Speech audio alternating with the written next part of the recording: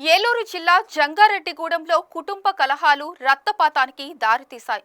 పట్టణంలోని 6వ వార్డులో చోటు చేసుకున్న ఈ దారుణ ఘటన స్థానికంగా కలకలం రేపింది. వివరాల్లోకి వెళ్తే చుక్కమ్మ, ఆమె కుమార్తె జిలుగులమ్మ, అలాగే మనవరాళ్లు ఉషారాణి, ధనలక్ష్మిలు ఒకే ఇంట్లో నివాసం ఉంటున్నారు. వీరికి వారసత్వంగా వచ్చిన ఎకరం 11 సెంట్ల పొలం విషయంలో జిలుగులమ్మ కుటుంబానికి ఆమె అన్న కుటుంబ సభ్యులతో కొంతకాలంగా వివాదాలు కొనసాగుతున్నట్లు సమాచారం. ఈ నేపథ్యంలో మంగళవారం రాత్రి మాటల తూటాలు ఘర్షణకు దారితీశాయి. పరిస్థితి అదుపు తప్పింది. జిలుగులమ్మ అన్న కొడుకు ముప్పిడి వివేక్ గొడ్డలతో విచక్షణ రహితంగా 4 మహిళలపై దాడి చేసినట్లు క్షతగాత్రులు ఆరోపిస్తున్నారు.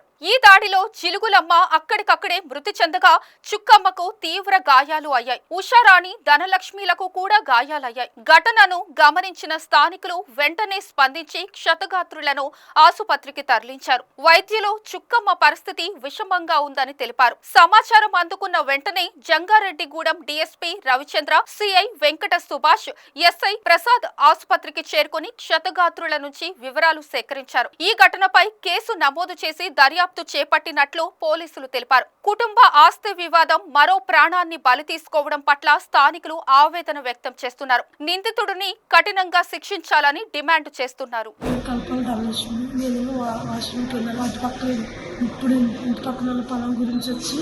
కొట్టేస్తుంటే నేను ఏం చేయలేదు, బదిలిపడ్డాను. కానీ వాళ్ళు ముక్కు మీద కొట్టారు. నేను పరిగెత్తుకుని పోలీస్ స్టేషన్కి వచ్చాను. పోలీస్ స్టేషన్ నుంచి ట్రీట్మెంట్ చేయించుకున్నాను. అంతవరకు నాకు తెలుసు. తర్వాత ఏం జరిగింది నాకు తెలియదు. అసలు మీకు వివాదాలు ఏమున్నాయి? అసలు పొలం ఉంది, పొలము కోట్లోనే ఉంది. అది మొక్కలు వేసారని పీకిచ్చాము. ఎకరం 11 సెంట్లు మాకు వచ్చింది. మాకు మట్టి ఎకరం 11 సెంట్లు వచ్చింది. మిగతాది వాళ్ళకి ఆ పొలం గురించి చిన్నప్పటి నుంచి గొడవ అంతే సార్.